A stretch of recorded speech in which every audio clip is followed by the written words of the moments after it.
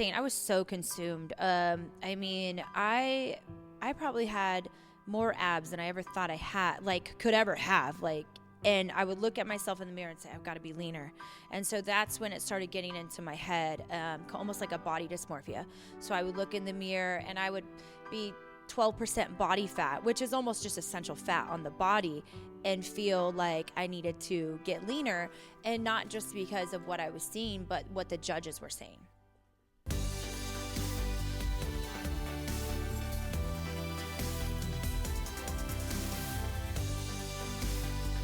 You are listening to Feminine Will, powered by Sweatseat. I'm Andrea McKee. This is a show about women who choose athleticism, adventure, and bravery every day.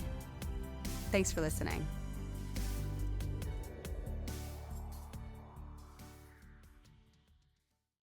Hey, and welcome to the show.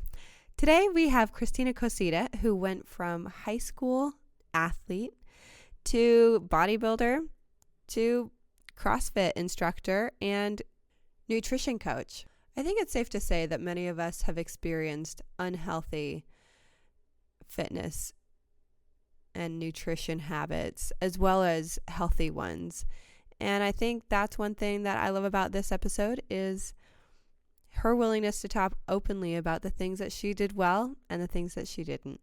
Enjoy. So give us a little bit of background about yourself. Sure. Well, I'm a mom of two boys, 33. Right now, I'm a full-time fitness trainer. Cool. It consumes all of my schedule except for mom life and wife life. Yeah. But it's truly living my passion, what I do. I empower predominantly women in the gym, but I do have a handful of males that I train. And nice. Just going through the adventure of life while doing fitness stuff. It's great. Awesome. So take us back to like the beginning of when you started your fitness journey. And yeah, absolutely. So it all started with college sports, high school sports led into college sports. And it wasn't until after college that I really kind of stepped foot in a gym and realized I really don't know what I'm doing. I'm super athletic, right? I know I can kick a soccer ball and run track, but I don't really know how to build a program around keeping myself fit. Like once sports died down and I graduated from college, like what was my next step? And so that's kind of where my journey began. I had no idea what I was doing. I went online and searched out a few 6-week shred programs, stuff like that. And I followed one. It was a 12-week, and I was YouTubing videos on how to lift and what form should look like. And so over the course of like 3 months, I taught myself what it looked like to go into the gym as a female and not be cardio queen, but actually lift weights. Oh, wow. And what inspired you to want to take that direction instead of the cardio? Yeah. So I did a lot of cardio. I was a cardio queen, but I wasn't necessarily seeing the results that I wanted to. It just kind of was that steady state.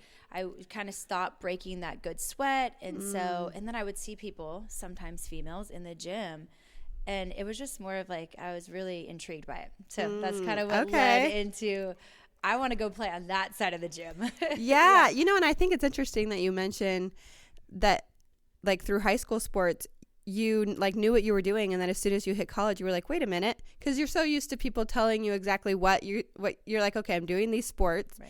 And then they tell you exactly what to do to train, and then you're like, oh, now I need to figure this out. And I think it's a very common thing that people go through in transitioning out of high school. Absolutely. And not only that, but your whole schedule changes. So when you have practice, you're due there, at 7 a.m. or 5 p.m. and all of that changes when you're done with college. Then you've got to try to figure out your own, like, okay, what does this look like for me now? Like, I don't have a coach. I don't have all this written out in front of me. How do I continue it? But also to fit my lifestyle and something I'll enjoy.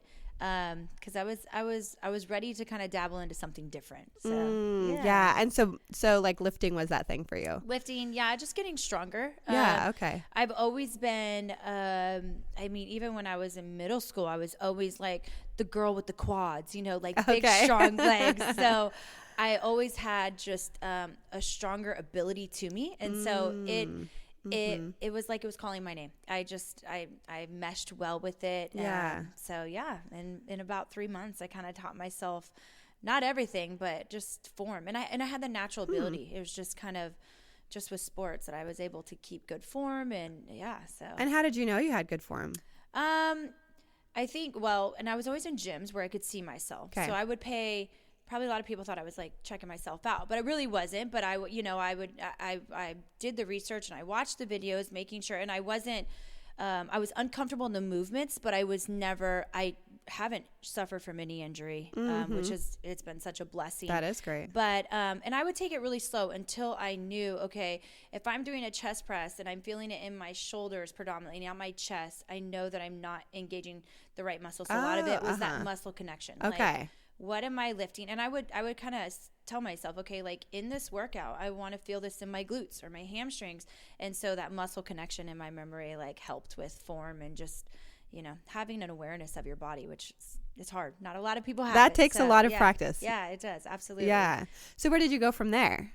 So I started, I think I was 24 years old, and I decided to enter into a bikini competition in bodybuilding. Okay. Wow. All just after doing this work on your own. Yeah. I think, just being in the kind of gym environment, you kind of start surrounding yourself with people who are like-minded. Okay. And so at the time, I was around a lot of people who were in the bodybuilding industry. Okay. So I was like, you know what? I'm going to do this. And again, YouTube, my best friend. Yeah. I just turned to it. I looked at a diet that I thought would work, and I, in 30 days, jumped on the stage, and I got 4th place. Wow. Yeah, it was wild. Like, it was wild. I don't necessarily recommend that to anybody. Like 4th place. Can I ask, like, how many people competed? I think in that class there were like 12. Wow. Yeah. So I got pretty lean in 30 days. I mean, I had never dieted, so my metabolism was relatively fast, and then dieting, it just responded really well. So that was my first show. Wild experience. I loved it. Yeah. And then I kept basically competing for 3 to 4 years after that. Wow. But I got a little bit more professional. I hired a coach. Okay. Yeah. I hired a coach, somebody who could actually walk me through the diet process. Okay. A trainer who could, help me to focus on the different muscle parts that I needed to develop for being able to continue to maintain like a placing on the stage. So. And how did you continue to do in competitions? Like, what was that like for you? Well, I always placed top 5, and then I went on to nationals. Yeah. So that was about 3.5 years into it is when I went on to nationals. Wow. And it took me about 6 months to prep for that show. Okay. So lots of, just, I don't know if you've ever seen the eat, sleep, train kind of thing. Yeah. Like that was my life. Like it was work, eat, sleep, and train. Yeah. Work, eat. So I didn't really have much of a social life. I was very hungry for success in it. And so we went to nationals, and I didn't even place that show. So lots of work went into it, didn't place that in that show. And that's when things with the bodybuilding kind of started. Like, I had to step back and question things because it was so much money, so much time, so much effort. And then to not see any kind of placement, it was a bummer for sure. Yeah. So tell me more, because I've done a little bit of, looking through your Instagram. Sure. and you've kind of referenced feeling dark during those times. Is that right? Oh yeah, okay. Absolutely. So like I was saying, I was so consumed. I mean, I probably had more abs than I ever thought I had, could ever have, and I would look at myself in the mirror and say, I've got to be leaner. And so that's when it started getting into my head, almost like a body dysmorphia. So I would look in the mirror, and I would be 12% body fat, which is almost just essential fat on the body, and feel like I needed to get leaner, and not just because of what I was seeing, but what the judges were saying. So just to kind of recap what these competitions are, is you work hard and you diet yourself down, and you do so much cardio, so much lifting, and so much training and preparation going into this, and you get less than 45 seconds to show the judges what you're about. That short, yeah. So it's very judgmental on okay, does she have the right waistline? Does her shoulders have the right caps in them? And so, and I would feel so confident going into it, and then get eaten up about what I don't have. And so that's when it started getting into my head, just about, you know, like, okay, now I got to be like dialed in even more, which means more of a lower calorie diet, more of my metabolism, you know, slowing down, because I just kept dieting down. And over time, if you're dieting down for so long, the metabolism will start adapting to what you're doing, and you'll start kind of slowly packing on some fat. And so I wasn't getting as lean as I wanted to and what I needed to, because it was too much. My inwardly body was basically stressed out. And so but I kept going. Yeah. I kept going. And this was a very dark place for me, because, you know, you want to look a certain way on stage, and you do everything you can to get there, and then it's not enough per se, right? So that's when fitness kind of became it was a mess for me. You know, I didn't really know what I wanted anymore. I went through spurts where I didn't work out, where I would overeat after a show because I was dieted down for so long, and then I would just binge eat and just went through this vicious cycle. You know, like I remember one time holding 12% body fat, maybe a week after the show, I was up to 17% body fat. Wow, that's a huge heavier. change. Oh yeah. Wow. Oh yeah. Yeah, because of the sodium and the water and all that stuff is pulled out of your body for these shows. And then most people who are you know, dieting for that long, their body wants fuel. It wants food. And so people tend to, especially competitors, kind of the post-competition binge, you know what I mean? So it's so up and down with the scale, up and down with the body fat. And it was a mess. That is really interesting. And I appreciate you sharing that, because I feel like that's a really vulnerable thing to share with people. What's interesting too, and I would love to know your thoughts on this, is that we just had somebody on the show who is a professional bodybuilder. I don't know if professional is the right word, but it's a big part of her life, and she goes and does competitions. And she started at age 42, and she's 52 now. Wow. And it's like the thing that gives her fuel, and that like has brought her out of what she was in, a depressed state kind of before that, and had been dealing with like weight challenges for many several decades, and this was sort of the thing that has pulled her out. And she recognizes that like it's her life when she's prepping for competitions, and you know, she recognizes that she's like, there's no balance, you know, at this point, but it's also something that she's okay with, and that she's like, she recognizes as a, you know, for her a temporary state. What do you think could have been like a difference as to why this was such a powerful thing for her, but it was ended up being like a really dark time for you? Sure. I think, you know, in that time of my life, I was in my mid-20s. I didn't have, so I went to a coach. The coach told me what to eat. The coach told me what to do. The coach started kind of shifting what I enjoyed to like, okay, this is what you have to do now. And at that, you know, being in your mid-20s and being judged by people and trying to fit this mold. Not really knowing who I was, not being confident in who I was as an athlete, as a woman, I think was the wrong timing for me. Okay, that makes sense. So someone in their 40s or 50s, or even someone in their 20s, who has a good balance in that, but it led me. It was like I just felt like I couldn't.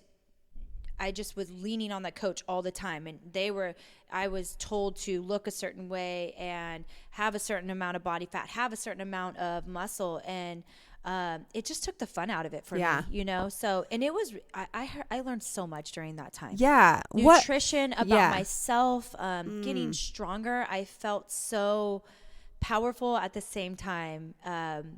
Hard to live that lifestyle and hard to kind of measure up to the standard that they're looking for. Yeah. So I think all in all, it's just where the individual is in their life in that moment, and when they choose to step on stage or go into a competition. And I think the best thing you can do is go into it slow. Don't crash diet. My first one was in 30 days. Oh yeah.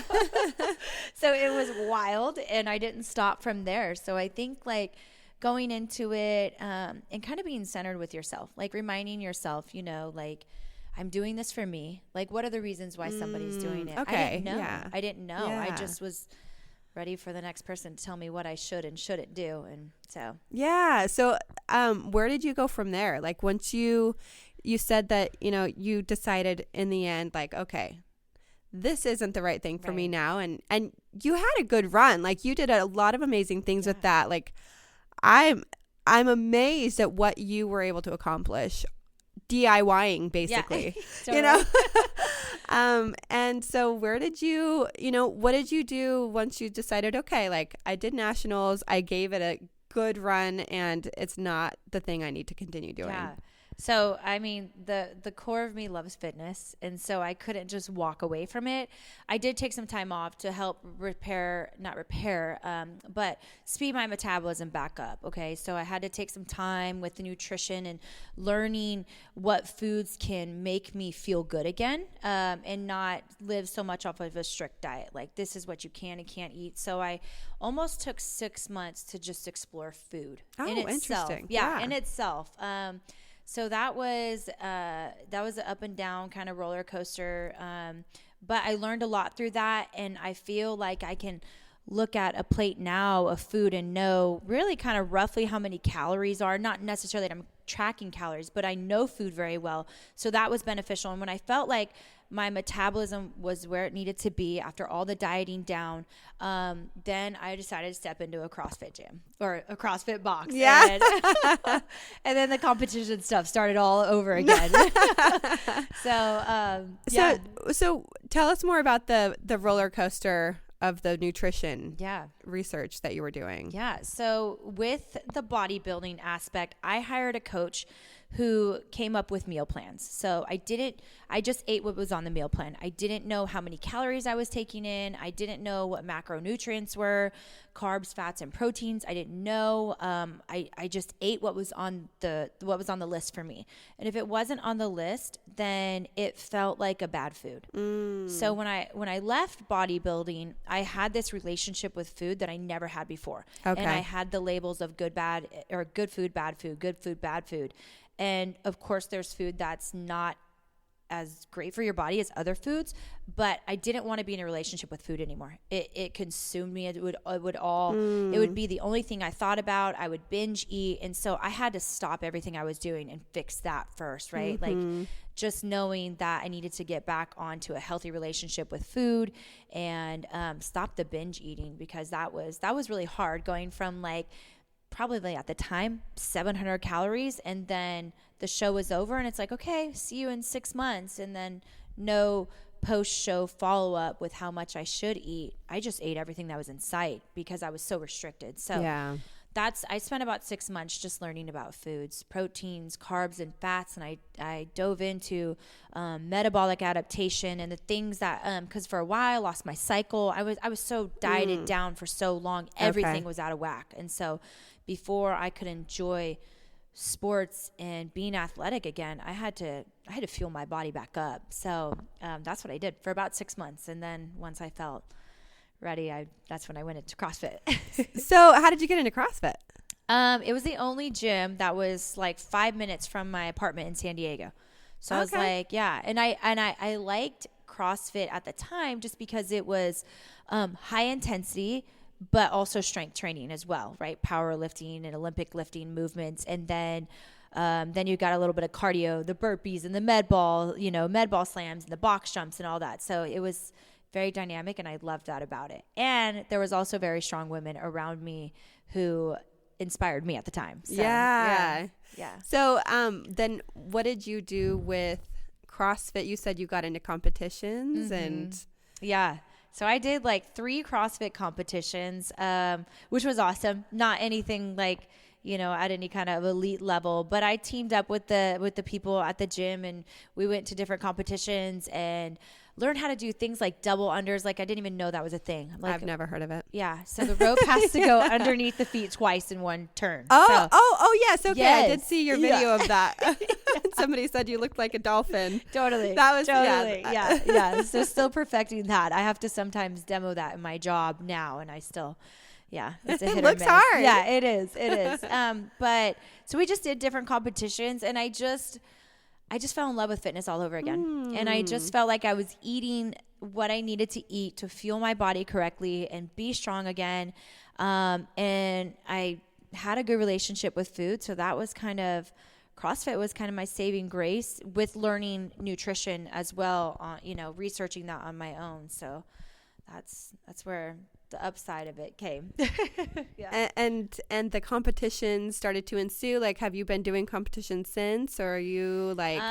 So after, let's see, I was in CrossFit for about 3 years, and then I met my husband, and that's when I got pregnant. And he's also in fitness. He is, yeah, okay. yeah. So he's currently a firefighter, but he does CrossFit. He does it all. A very active guy, which is great. I love having somebody there alongside of me to push me and all that. But when we met, got married, and then had a baby, I lost everything during my pregnancy. I was so sick during my pregnancy. So here I am, back at square one. I couldn't even do a push-up. Yeah.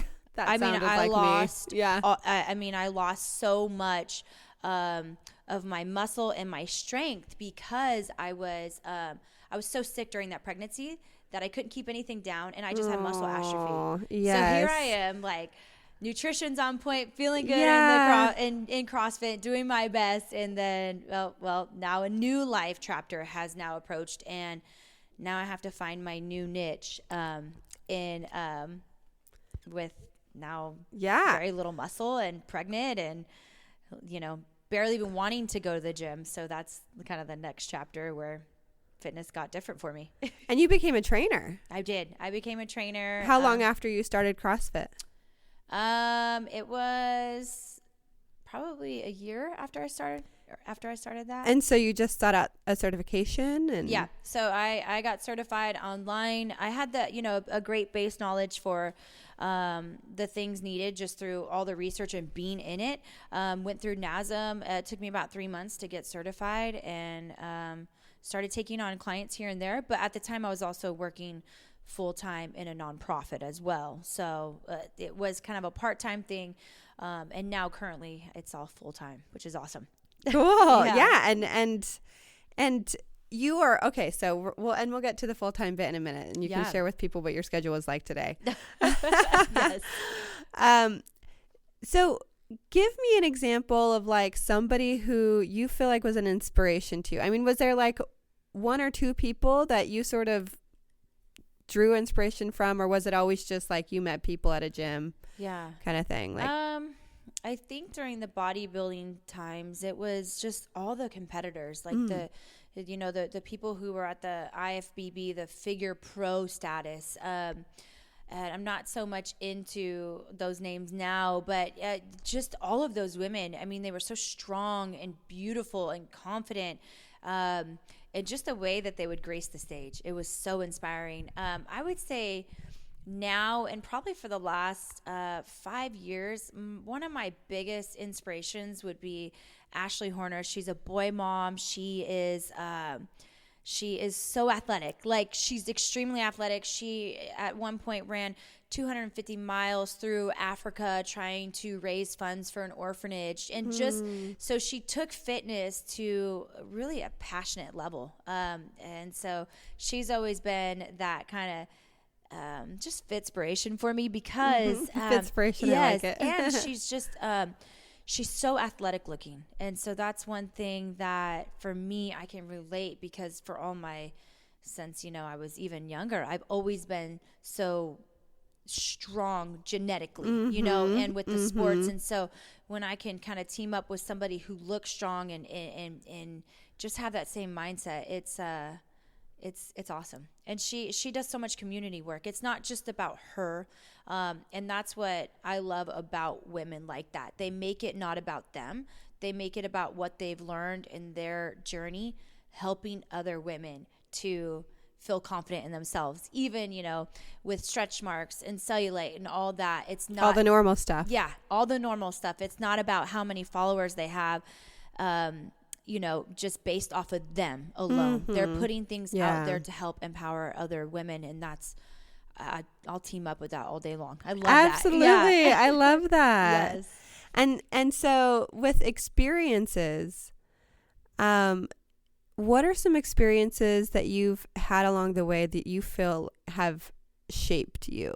Sure. I know you've talked a little bit about different things, but if there are any that stand out in your mind. Yeah, I think, stemming back from bodybuilding, having my own personal tough experience with that, developed a bad relationship with food. I just have always felt like fitness, whether it's in a CrossFit box or just a gym or burn boot camp or any gym, it doesn't matter. I feel like there's a part of me that just comes alive when I'm sweaty and I'm uncomfortable.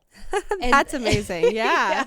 Yeah. And it's not for everybody, but, there's just my life, just walking through tough times with my family in the past. And that was my go-to, like go outside and get sweaty, go outside and get the heart rate up, go outside and just breathe fresh air, or go just get the body moving. Mm-hmm. And in that time, I'm very adamant about when I work out, I always feed myself with positive thoughts. I never tell myself, I'm tired. Oh my gosh, I'm dying. I don't say that. I'm like, you're a warrior. This is it. Like, you can do this. You can push through. You've got 10 more reps. And so I think throughout my journey, I've just, that was my that's how I filled my cup, is just all sorts of fitness, just being athletic, from just being in the backyard or being at the gym or, running with a group of women. So I think it's kind of just along the way. Before I got into my job where I'm at now, I did boot camps on the beach in San Diego. And then I bet that was fun. Oh yeah, no. Try running sprints in the sand. Oh, that's true. Good challenge anyway. Yeah, huh? It was beautiful, but it was also extremely hard. But after, we would all kind of hang out together and grab a coffee or grab breakfast and just connect. And the one thing that brought us together was fitness. So, and it's just been like, that's the blood in me it's a way that you find bonds. Yeah, mm-hmm. Absolutely. And I can't escape it. And you definitely have shared that, like, in this podcast alone. Mm-hmm. I feel as if every kind of section of your life, you've talked about how you're connecting with other fitness people that you meet. It's not ever just about you. Right. It's those. That's really interesting. Yeah. I also love that you brought up how you talk to yourself when you're working out, mm-hmm. when you're doing something hard, because I feel like that is a really important thing for people to keep in mind. Yeah. I know for me, like growing up, I remember being a teenager and specifically teaching myself how to combat the negative voices in my head. Yeah. And if I ever told myself, like, Andrea, you're dumb. Yeah. I would stop and I would say, Andrea, you're not dumb. That was just not a really good choice. You know? Or right. I would say, and I'm that person too. When I'm out for a long run and I have like a certain distance I'm planning to go, I'm like, you can do this. You got 3 miles left. Anybody can do 3 miles, because or, doing 26. You got 4 miles left. Yeah. Anyone can do 4 miles. Exactly. And it's just, or like, and I know that for me, I remember that it took me a while to build up to my first 3 miles ever. Yeah, right. But at that point in my life, I'm like, I can do 3 miles, or I can do this for 30 minutes, or I can, you got this. You're doing awesome. I'm constantly encouraging myself. And I think it's really important for women to do that, to really encourage, to be their own coach, if you will. Yeah. Absolutely. And, being in the training environment now, I'll have, clients walk in, and before they even step on the floor, they're like, I can't. And I'm like, wait a minute, let's not use that word, because really, if you think about it, the body wants to move. It's the mind that can either stop you or 100%. Keep you going. If I said, Andrea, you have a family member underneath that car right now, you would do everything in your might to pick that car up. You know what I'm saying? You wouldn't stop and be like, I can't. The body wants to go. The body wants to go. It's the mind that will shut you down. And so I constantly tell my clients in a very hard workout, like, if it's negative, just shut it off. Like, just go to a blank space because the mind can really hold you back. Even though you hear mind over matter, if it's not positive thoughts, it's going to hold you back, right? And you're going to start believing, like, I always tell my clients, they're like, I'm dying. I'm like, no, first you'll pass out, and you're not even close to passing out yet. So you're not going to die. But it's just little things like that, like telling yourself because if the workout is easy, then you're not, I believe there's got to be an uncomfortableness to your workout. Yeah. And in that, you got to just keep telling yourself, like, it's only 2 more minutes, it's only 5 more minutes, or it's really only 30 minutes of a workout, even though it feels like 90. Yeah. And kind of just being in tune with your own thoughts in those moments. And that's a hard thing to do when you're sweaty and uncomfortable or even going to the gym or going to your workout, Yeah. So. I love that. Yeah. So what is it that you do now? Yes. So now, I'm a mom and a wife, and I work full time at Burn Boot Camp, full time trainer and training manager. So I'm part time on the floor training clients, and we have over 400 clients at Burn Boot Camp. So a lot of people that I see on the daily, and then the other side of that is just community events and getting out in front of the community and talking nutrition and all of that. So cool. And so you tell us more about what you do with nutrition. Yeah. So part of your trial or membership at Burn Boot Camp is you have one-on-one focus meetings. And so really I help people to understand what their own personal goals are for nutrition. And a lot of times, unfortunately, what culture and society says about losing fat and getting healthier is not necessarily the strategy for everybody, but everybody wants to follow it. So then I'm there kind of saying, hey, like, this isn't the strategy for you, okay? Because you're only showing me that you eat 1,000 calories and your body outputs 4,000.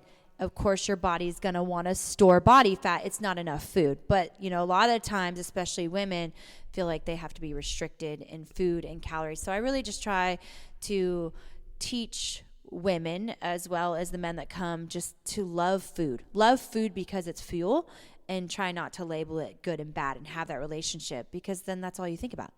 You can't go to a grocery store and feel freedom there. It's always like, well, should I buy this? Should I not? What do I eat? I don't know. And then you end up through a drive-through because you don't know what to do. Or you're busy. So, can you think of an example, without using names, of a client that you've had where you saw transformation of any kind? Yeah. that inspired you, sure, or that impacted you, or that made you feel more powerful having been able to coach that person, like any one of those things? Yeah. I will say that some of my favorite clients, and this one in particular, came to me in the 40 percentile with body fat. So, I think 42% body fat, on the standard, obese with all the standards, and came to me feeling so discouraged. Like, I don't know where. This is my family's, like, generations, as everybody's overweight. And I feel like it's a genetic thing. And I'm like, well, let's go back to step one. And so I taught her everything I knew about nutrition and really helping her. So she was probably 220 pounds, 40% body fat. And her strategy was basically restrict. So pull back on carbohydrates, pull back on, eating very little. And she still wasn't seeing results. So I look at her food log, and it's, she's eating less than my child's eating. And so I'm trying to explain to her, like, your body is in an aggressive state of dieting and you don't realize it. And so that's probably contributing to your body fat being the way it is, because you're not getting enough fuel. She thought I was crazy. Like, she's like, you want me to eat more to lose weight? And I'm like, yes, I do. And I know that's a very foreign thing to hear, especially in our culture and our society, is of like, pull back, do more. And that's a strategy, but not for everybody. And so we increased her every 2 weeks. She was at my desk and we increased her. She went from, I think, 800 calories. And then I bumped her up to 1,000 calories. Every 2 weeks, I would bump her up just 100. And about 20 weeks in to what we would call, what I was a reverse diet, she was consuming 2,500 calories. She was now at 31% body fat. I mean, the stuff was just melting off of her. And she was strong. She was able to do jump squats and donkey kicks and all these things. Wow, 20 weeks. That's 5 months, right? Yeah. A little less than 5 months. Yeah. Usually. Yeah. So her body was responding really well. Her metabolism was speeding up. So and for her, she didn't see a big drop in the scale initially. So she saw the composition of the body, the aesthetics of the body were changing. Her body fat was dropping. And she was getting stronger. She's a little discouraged because the scale wasn't necessarily going with. And it's a hard mindset to shift. And that happens. Sometimes you don't see the 30 pounds that you have in your mind. But the body fat's going down and you feel stronger. So, I mean, a year down the road, and she's one of my former clients back in Pooler, but she's at 28% body fat now. 28%. Wow. Yes. And how does she feel? Like, what is her, like, is she just like, wow, I can't believe I did this? Is she in like a really positive state? Absolutely. So she was in a not so healthy place with her relationship at the time. Being that in that place, she was, I mean, I don't want to diagnose her, but she was showing signs of depression, like that's really hard. You're trying your best. She's coming to burn. She's not seeing results. She is free of that relationship. She is so happy. She has a new job. I mean, she's glowing. She's glowing. And the confidence that she holds now versus the woman I knew a year ago is day and night. And it was all in the power of just knowledge, the power of knowledge and the power of believing in herself. Because she thought it's huge. Yeah. She thought it was crazy. And it's everything. It is. It absolutely is. So, and I feel like I've seen this a lot with people that I know, and I've experienced it myself, when I know if I'm getting down, at least for me, what I need to do is I need to go get out and move. Yeah. And that helps me. Those endorphins are exactly what I need. Yeah. And sometimes it's good just helping to clear the mind from space other than what you're doing right in that moment. Right. Absolutely. And I think that's a form of meditation, essentially, when you're focused on exactly what you're doing in that moment. Yes, absolutely. Yeah. And you have to. I think everybody has their own, whatever that looks like to that person, but we're meant to move our body. We are. Yeah. You have to move it. You got to have self-awareness of your body. If you don't use it, you're going to lose it, really. So it's good. And it's not just good for the body, but it's good for the mind. It's good for the soul. It's good for, just breaking a sweat, getting that heart rate up, know? Do you have like a life motto or anything you usually kind of go back to every time you need some motivation or anytime you... Yeah. I think it's just basic, like just keep moving. Yeah. Just keep moving. Mm-hmm. And even through the hard stuff, like just keep one foot in front of the other, keep moving, because that's what's going to continue to propel you forward, even in the tough stuff. Because, you're going to have tough stuff, and there's going to be days, there's days where I don't necessarily feel like I want to work out, and I'll have like this self-talk, like, well, you're super busy. Like you were at the gym all morning. You walked enough on the gym floor. You're good. You don't need to hit that workout. And I'll try to talk myself out of it. And then I'm like, you know what? I'm just going to go for a 5-minute walk. And it's not so much like I didn't break a crazy sweat. I probably didn't burn that many calories, but it's that commitment to myself. Like I have to see it through. It's an appointment with myself. And it's just those small disciplines that lead up to that lifestyle that you want. So true. It's the little things. It is. Yeah. Yep. So would you say, like, if you could say, I learned this one thing that has changed my life throughout all of these experiences, is there anything that stands out, or have you just kind of said it along this conversation already? I would say the one thing I've learned is to really truly love myself wherever I'm at in my life, right? Because that changes so much as a woman, as a wife, as a mom, you know, pregnancy, not pregnant, you know, all these different seasons. And just like self-love, and that it's not going to be easy, but it's the self-love every day, just telling myself, you know, you're a warrior and you can get through it, and it's not going to be easy. And there's going to be, if it's tough, then you're doing the right thing, right? If you're uncomfortable, you're doing the right thing. And that is Christina Cosita. If you want to find her on Instagram, you can go to @shaped_by_faith to find her and to see what she's been doing with fitness and her family and all the good things. A quick message from our sponsor, Sweat Seat. Sweat Seat is a vehicle seat cover designed and engineered for the athlete and adventurer. So if you go out and you get dirty, or you go play in the snow, or you go to the beach, you go swimming, you get sweaty, you don't want to sit on your car and get your car sweaty, Sweat Seat's for you. Check it out, sweatseat.com. And please follow us @FeminineWill on Instagram and Facebook. We would love to have your friends and anybody else who you think might enjoy these stories. Please send them our way.